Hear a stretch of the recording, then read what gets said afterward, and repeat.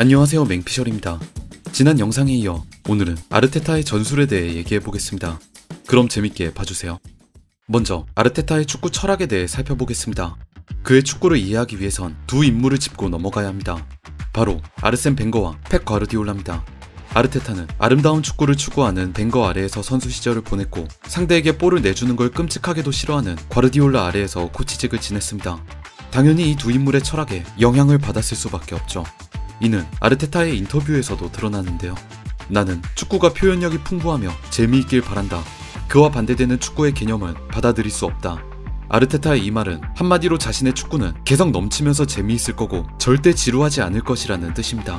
예전에 벵거가 단 5분이라도 아름다운 축구를 보고 싶다 라고 했던 말, 과르디올라의 축구는 하나의 여행과도 같다 라는 말과 일맥상통하는 표현입니다.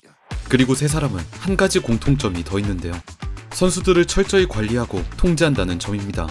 만약 자신의 관리 밑에 있는 선수가 규율에 어긋나는 행동을 할 시에는 가차없이 배제해버리죠. 아르센 벵거는 프리미어리그에서 최초로 선수들의 식단을 관리한 인물로 유명하고, 펩 과르디올라는 한때 모든 선수가 다 함께 아침을 먹는 문화를 만들기도 했습니다. 아르테타 역시 지금 아스날의 강한 규율을 적용하고 있으며 선수들이 이를 따르지 않을 시 과감하게 배제하는 모습을 보여주고 있습니다. 이로 인해 외질과 오바메양 두 선수가 결국 팀을 떠나야만 했죠. 관객에게 즐거움과 재미를 선사하기 위해 그걸 수행하는 선수들은 엄격한 자기 통제와 절제를 해야 한다. 이 철학을 바탕으로 아르테타가 어떤 축구를 펼쳐왔는지 총 3시기로 나누어 분석해보겠습니다. 아르테타 감독 커리어 초기는 그가 가장 헤매던 시기였습니다. 거듭되는 영입 실패와 전체적으로 밸런스를 잃어버린 스쿼드를 커버하기 위해 감독이 고군분투해야 하는 시간이었죠. 당시 아르테타는 중원의 얇은 선수층과 부족한 퀄리티를 메꾸고자 공격 시 백스리를 주로 사용했습니다. 여기서 그가 선택한 건 라볼피아나 전술, 즉 수비형 미드필더를 아래로 내려 일시적인 3백을 형성해 나머지 윙백 2명을 공격 빌드업에 가담시키는 방식이었는데요.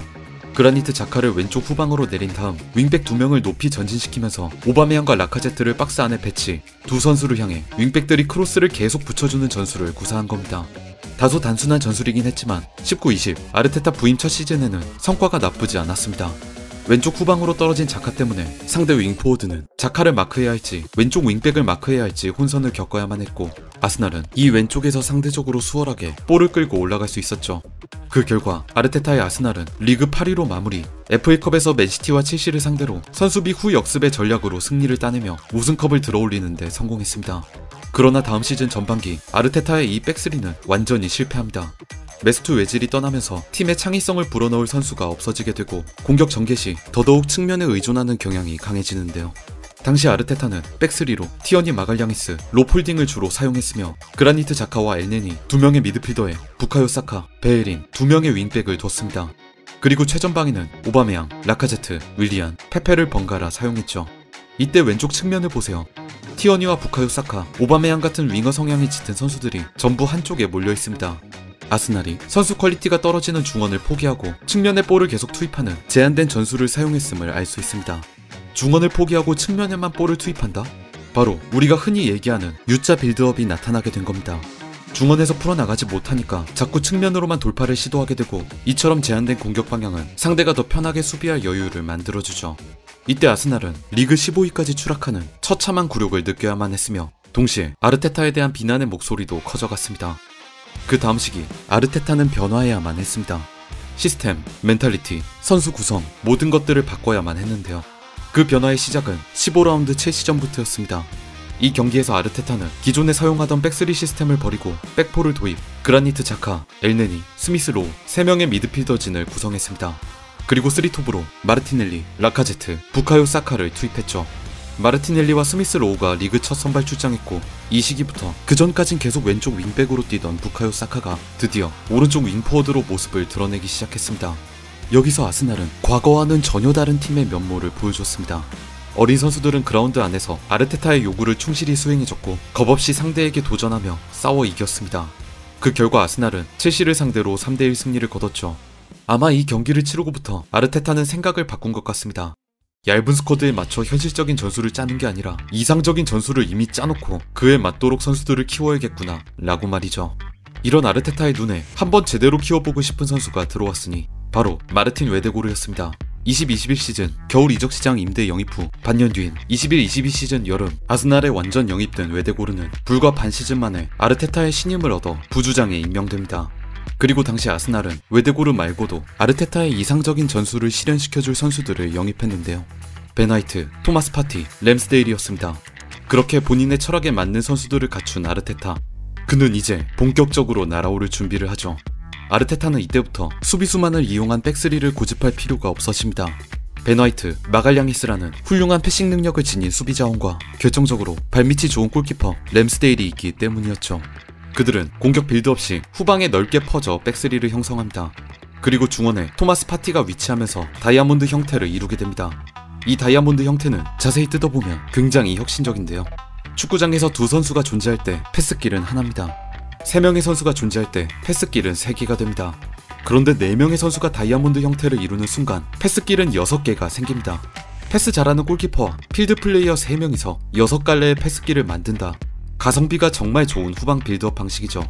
물론 상대가 강하게 압박해오면 이 4선수만으로는 빌드업을 진행하기 어려울 때가 있습니다. 그때를 대비해 아르테타는 2가지 방식으로 팀의 빌드업에 안정성을 부여했습니다. 만약 상대 공격수 중 오른쪽에 위치한 선수가 전방 압박을 잘한다? 그러면 왼쪽으로 그라니트 자카를 내려 패스길을 추가합니다. 그리고 자카가 있던 자리는 웨데고르가 내려와 커버합니다. 만약 상대 공격수 중 왼쪽에 위치한 선수가 전방 압박을 잘한다? 그러면 이제 오른쪽에 토미야스를 내려 패스길을 추가하죠. 그리고 부카요 사카를 하프 스페이스로 좁혀 또 다음 패스길을 추가합니다. 다이아몬드 형태를 중심으로 퍼져가는 패스길의 확장. 이 체계적인 시스템을 통해 아스날의 경기력은 놀라울 정도로 상승했고 20-21 시즌 리그 8위에서 21-22 시즌 리그 5위까지 올라오는 데 성공합니다. 이번엔 현재의 아르테타와 아스날을 살펴보겠습니다. 올 시즌을 앞두고 아르테타는 몇 가지 탁월한 선택을 했습니다. 마르틴 웨데고르에게 주장직을 수행하도록 한 것, 그리고 맨시티로부터 가브리엘 제주스와 진첸코를 영입한 것이죠. 시즌 초반에는 가브리엘 제주스가 훌륭한 퍼포먼스를 보여주면서 최고의 영입이라는 극찬을 받았지만 시즌 절반이 지난 지금 저는 진첸코야말로 아스날 최고의 영입이었다고 생각합니다. 진첸코의 존재는 아스날이라는 팀 자체를 한 단계 높은 퀄리티로 끌어올렸습니다. 그 이유에 대해 자세히 살펴보겠습니다. 펩 과르디올라 아래에서 풀백은 윙어가 아닌 플레이메이커에 가깝습니다. 경기 흐름의 중심이 되어줘야 하는 포지션이죠. 패스를 하고 상대를 끌어당기기도 하며 빈틈을 끊임없이 만들어 팀이 수월하게 경기를 풀어나갈 수 있도록 도와야 합니다. 진첸코도 분명 과르디올라 아래에서 이 역할에 대해 배웠을 겁니다. 아스날로 이적해오고 나서도 진첸코는 이러한 플레이메이커의 역할을 수행해주고 있습니다. 아스날 경기를 보시면 진첸코를 기준으로 짧은 패스가 이루어지면서 팀의 전진이 일어나고 진첸코의 전진 패스 한 번으로 팀의 공격이 시작되는 경우가 많습니다. 이게 사실 저번 시즌까진 중앙 미드필더 자카가 공격대해주던 역할이거든요. 그 역할을 지금 진첸코가 해주고 있는 겁니다. 진첸코가 이 역할을 수행해준 덕분에 자카는 저번 시즌보다 더 높은 위치, 바로 이 하프 스페이스에서 공격적인 역할에 더 집중할 수 있게 되었고, 마찬가지로 저번 시즌 하프 스페이스까지 좁혀 들어오면서 빌드업에 참여해줬던 마르티넬리 혹은 웨데고르는 측면 넓게 벌어져 드리블과 돌파에만 집중하거나 박스 안에서의 득점과 어시스트에 더 신경을 쓸 수 있게 되었죠. 여러 명의 선수가 분담해서 수행해줘야 했던 역할을 진첸코가 커버해주기 시작하니까 나머지 선수들이 좀 더 본연의 역할에 충실할 수 있는 겁니다. 한마디로 진첸코의 영리한 플레이메이킹 덕분에 자카와 마르티넬리, 웨데고르가 최고의 퍼포먼스를 낼 수 있게 되었다고 할 수 있습니다. 마지막으로 아르테타가 선수들에게 주입한 어떤 사고방식에 대해 얘기하고 마치겠습니다. 아르테타는 훈련장이나 라커룸에서 선수들에게 계속 특정 멘탈리티를 가질 것을 강조합니다. 바로 하프턴 멘탈리티라 불리는 사고방식입니다. 여기서 말하는 하프턴이란 볼을 받을 때 몸을 열어 전방을 주시할 수 있도록 만드는 턴을 말합니다. 그리고 하프턴 멘탈리티란 말 그대로 이 하프턴을 잘하기 위해 필요한 멘탈리티죠. 볼을 받을 때 전방을 주시하기 위한 멘탈리티라 잘 이해가 가지 않는데 조금 더 알아볼까요? 이 사고방식에서는 축구 선수를 3가지로 정의합니다. 첫 번째, 게임 중 무슨 일이 일어나는지 모르는 플레이어. 두 번째, 게임 중 무슨 일이 일어나는지 알고 있는 플레이어. 세 번째, 게임 중 무슨 일이 일어날지 미리 알고 있는 플레이어. 당연히 이 세 번째 플레이어가 축구 선수로서 최고의 자질을 가지고 있고 하프턴 멘탈리티를 지니고 있다고 할 수 있습니다. 왜냐하면 경기 중 무슨 일이 일어날지 미리 알고 있어야 볼을 받음과 동시에 돌아설 수 있기 때문이죠. 즉, 하프턴 멘탈리티는 경기장에 무슨 일이 벌어지는지 끊임없이 관찰하고 파악해 자연스레 몸에 체득하기까지 이르는 사고를 의미합니다. 아르테타는 아스날 선수들에게 이 하프턴 멘탈리티를 강조했습니다. 시야를 넓히고 경기장의 상황을 예의주시하며 우리 팀 선수들의 위치와 의도를 파악하도록 말입니다. 그 결과 우리는 아스날의 경기에서 하프턴 멘탈리티의 성과를 보고 있습니다. 지금 아스날 선수들은 공이 투입될 공간을 미리 선점하고 패스를 받기도 전에 이미 다음 패스할 곳을 정해놓은 듯 플레이를 이어가며 볼을 잡을 때 몸을 열어두고 전방을 주시합니다. 아스날의 공격 작업을 보면 정말 딱딱 들어맞는다는 표현이 떠오르는데 그게 바로 하프턴 멘탈리티 덕분이죠. 여기까지 아르테타가 만들어낸 아스날에 대해 살펴봤습니다. 아르테타는 경기 전 라커룸에서 선수들과 끊임없이 소통하며 그들에게 이 경기에서 최선을 다해야 하는 이유, 승리해야 하는 이유를 명확하게 제시하는 감독입니다. 그는 때론 비유를 통해, 때론 강한 어조를 통해 선수들에게 영감을 불어넣으려 했습니다. 이 모든 노력이 바탕이 되어 아르테타가 추구하는 축구, 표현력이 풍부하면서도 재미있는 축구가 지금 아스날에서 펼쳐지고 있습니다. 그럼 지금까지 맹피셜이었습니다.